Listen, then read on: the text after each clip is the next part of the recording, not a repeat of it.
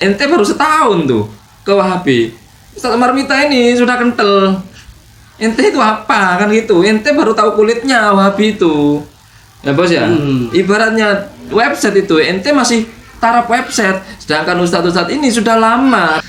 Assalamualaikum warahmatullahi wabarakatuh. Halo teman-teman, ketemu lagi dengan dua Bang Desa yang di channel Mr. Coach. Yuk mari kita ngobrol di channel ini. Tetap berpuasa dan tetap ngopi, ngolah pikir dengan share serius tapi santai.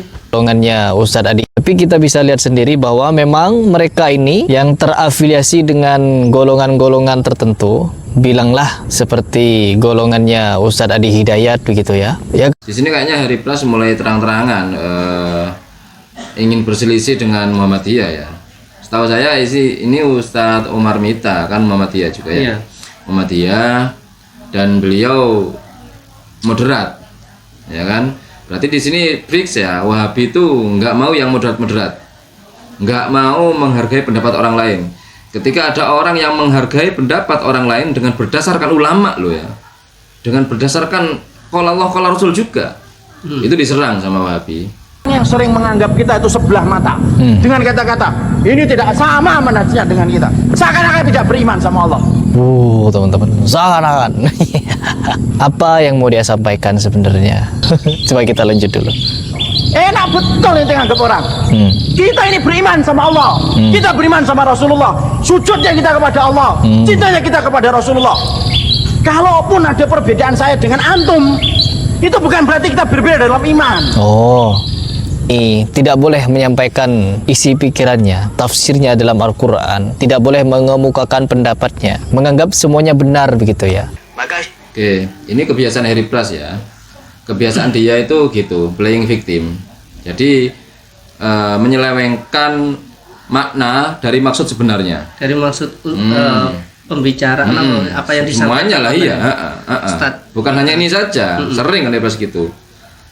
Pesilat, bahas-bahas agama, dia playing victim. Oh, jadi pesilat nggak boleh belajar gitu.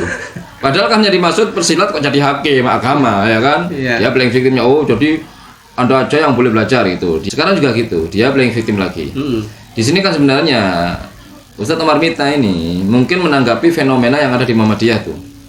Ya kan, yang dulunya Muhammadiyah kemudian pindah ke Wahabi yang salaf-salaf ini, Wahabi salaf ya teman-teman ya. Kemudian sikapnya berubah, menjauh, menutup diri, keluar dari grup WA, ya kan, keluar dari pergaulan karena dianggap syubhat sudah Muhammadiyah ini, ya kan. Alasannya ente beda manhaj dengan ana, jadi nggak usah kita berteman lagi kan begitu ya. Yang dimaksud Omar Mita ini, yang dimaksud Ustadz Omar Mita ini. Nah, iya. Tapi tanggapan Harry Plus playing victim, jago dia kan gitu ya kan. Masalah itu, jangankan itu fitnah aja dia jago kan gitu ya kan. Ya, bukan Wahabi kalau nggak playing victim, dan bukan Wahabi kalau nggak suka fitnah kan, dan bukan Wahabi kalau nggak pinter bohong kan begitu ya. Oke. Syiah pun boleh kita anggap benar karena mereka juga beriman kepada Al-Quran dan terkhusus kepada Nabi Muhammad SAW. Cuman dia berlebih-lebihan di dalam. Oke. Di sini kan Ustadz Muharmita tidak pernah mengatakan Syiah benar. Dia hanya bicara masalah intern yang terjadi antara Muhammadiyah dan Wahabi itu. Iya. Ya kan? Masalah Wahabi salaf ini yang menganggap mereka paling benar, kemudian menjauhi pergaulannya kan begitu.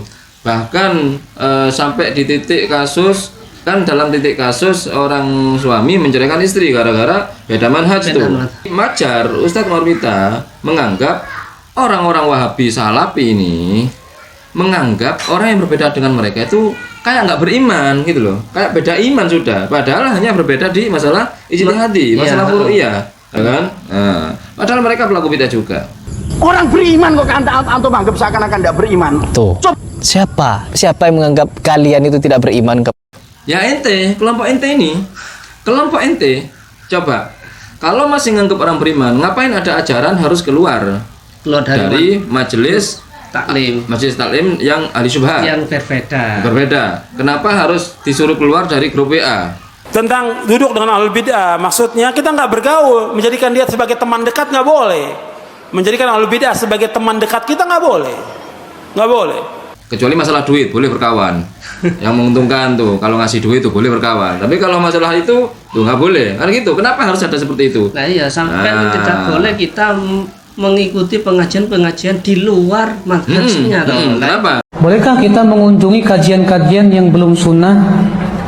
Ngapain dikunjungin? Kenapa harus seperti itu? Karena mirip-mirip sudah. Seakan-akan di luar kelompok Anda itu kayak sudah nggak begitu Islam lah, gitu ya. Ya, kalian beriman, cuman kalian itu ya dibedah penyimpangannya. Ya, yang dianggap penyimpangan menggunakan hadis lemah, menggunakan hadis palsu sebagai landasan untuk ibadah ya, ibadah-ibadah baru, itu yang dikritiki. Oke. Dia ngomong kalian berarti tujuannya juga Ustadz Umar Mita. Ya kan Umar Mita juga dituduh melakukan hadis-hadis dhaif atau hadis lemah. Mana ada Muhammadiyah yang berkecimpung di dunia hadis dhaif? Kayaknya nggak ada. Kayaknya ini Hari Pras ini gini loh ya. Ente masih kalah Pras sama Ustadz Umar Mita. Ente baru setahun tuh ke Wahabi. Ustadz Umar Mita ini sudah kental. Ente itu apa kan gitu? Ente baru tahu kulitnya Wahabi itu. Ya bos ya.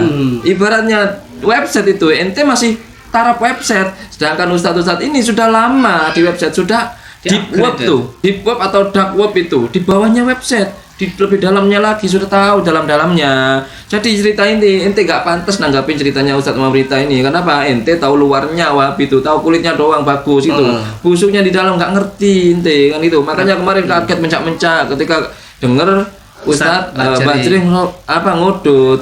Ada tantangan tuh. Kenapa nggak ngereaksi? Maka saya tantang untuk Hari Pras dan yang lainnya. Kalau memang kalian salafi, kalau memang kalian ngaku atau kalian memang ingin mencari kebenaran dan memang tulus untuk umat, maka bongkar salafi KW, salafi imitasi, dai salafi karbitan prematur yang jualan agama. Karena ini jauh lebih penting untuk umat dan ini adalah perkara agama. Kalau gitu kenapa Anda tidak mereaksi Ustadz yang katanya bertarif itu? Tinggal orang memilih mau ikut yang ini atau mau ikut yang itu, tinggal dipilih, bukan dipaksa. Coba lanjut lagi. Kalau tinggal dipilih, kenapa Anda selalu maksa menyalah-nyalakan pendapat orang lain? Itu berarti maksa. Namanya maksa, namanya kalau suruh milih orang mau ngelakuin apa gitu. Ada dalil nggak? Punya referensi? Punya, ya sudah. Anda selama ini kan enggak, walaupun ada dalil terus dipaksa. Anda nggak ingat masalah pembahasan Ares? Anda kan memaksa itu. Kan Ibu, seorang wanita dicerai gara-gara dengan suaminya mengatakan kamu tidak satu manhaj dengan kami. Enak bet. Sama kami katanya. Kira-kira kasusnya di mana? Kira-kira istrinya yang dicerai itu kasusnya di mana begitu ya? Siapa dan siapa? Orangnya siapa? Kalau lah memang ada, teman-teman. Adalah, dia lebih lama mengenal Salafi Ustadz Umar Mita ini, ya kan? Anda baru setahun. Berarti ketika Umar Mita berbicara seperti itu, berarti pernah kasus itu ada banyak gitu loh. Anda kulitnya aja belum selesai di Wahabi ini. Kan tidak mungkin satu keluarga itu dibangun dengan apa namanya? Dengan keyakinan yang berbeda. Yang satu meyakini bid'ah itu sesat dan yang satu lagi meyakini bid'ah itu hasanah. Ya gak mungkin, teman-teman. Nanti anaknya mau dikemanakan gitu. Mau ikuti Syahrukan, istrinya Hindu, Syahrukannya Islam, terus anaknya nggak jelas agamanya. Nah, di sini sudah kelihatan dia pura-pura baik padahal busuk ajarannya. Awal mulanya kasus itu satu agama, ya, satu agama nih, hanya berbeda di furu'iyah. Yang ini dianggap bid'ah itu ada hasanah, ya, yang ini bid'ah hasanah, yang ini berkeyakinan bid'ah itu dolalah. Lagi yang lebih runcing lagi diumpamakan Syahrukan, kan beda agama. Dia Hindu sama Islam tuh. Nggak bohong Ustadz Umar Mita ini, bahwasanya Wahabi ini sudah menganggap kita ini kayak beda agama. Kamu ingin didengerin tapi gak pernah mau dengerin. Kamu pengennya dihormati tapi gak pernah mau hormatin orang. Dengerin sebenarnya orang-orang Salafi itu, kata Ustadz Khalid Basalamah, kan sering tuh Ustadz Khalid Basalamah berceramah di videonya. Kita ini hanya butuh dalil. Kalau ada dalil, kalau Ustadz Khalid Basalamah, yakinlah kita ini adalah orang paling depan yang akan melakukan hal tersebut. Pret. dengerin katanya. Kalau dengerin tuh ya, ditegur tuh dengerin bos. Ya kan? Videonya dicomot jangan marah. Ya kan? Videonya comot itu mau menyampaikan dalil orang, Pak. ditanggepin. Timnya itu laporan, ini Ustadz ada santri NU bawa dalil. Selama ini mana faktanya? Aduh, sudah sering kali banyak. Sudah dikasih dalil banyak Ustaz. Banyak yang bongkar kebohongan dalil. Intinya kalian tuh madhab bohong ya. Antum cari siapapun di antara ustadz yang dikatakan salafi atau sunnah, ya, yang biasa mengatakan atau dikatakan dakwah salaf itu, yang coba membawa masa memberhentikan amalia antum. Coba datangkan satu contoh saja.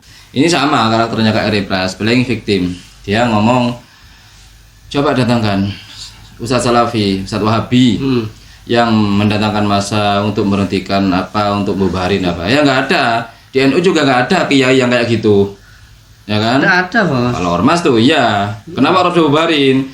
Nggak ada juga ormas yang di NU ini yang datang ke masjid antum untuk bubarin. Yang nggak ada. Kalau di masjid umum tuh baru, di masjid umum dan sekitarnya itu banyak warga Nahdliyin, itu baru wajar lah kayak gitu ya kan. Terus coba buktikan satu saja, justru ya kelompok antum ini Ustadz bukan masjid wilayahnya, berdalih masjid sama milik orang Islam. Mungkar ya? Dalam masjid ya. Jarimu mungkar. Dia minta dalilnya mana? Kak, jarimu mungkar. Mungkar ini kemungkaran. Nah, mungkar ya. Musiknya masjid mungkar ya jarimu ya. Gak ada musik di dalam masjid itu gak ada. Loh, lah jarimu mungkar ya. Musik ini yang ini loh, yang ini loh ya. Mungkar demi Allah, mungkar. Kemudian yang terbaru di Aceh. Apa itu kalau nggak? Banyak Ustadz, Anda kurang update Ustadz, ya kan? Anda kurang update, Anda itu tahunya ya kajian-kajian. Ini gara-gara Anda tidak pernah membuka, kalau di tag tuh nggak pernah ngeliat. Ya, jadinya kayak gini, kuper juga. Oke, itu saja obrolan hari ini. Mudah-mudahan bermanfaat, mudah-mudahan mencerahkan, dan mudah-mudahan kita bisa bersikap bijak lagi. Yang baik-baik semuanya datang dari Allah, yang jelek-jelek datang dari kami. Mohon maaf wa akhiral kalam. Assalamualaikum warahmatullahi wabarakatuh. Waalaikumsalam.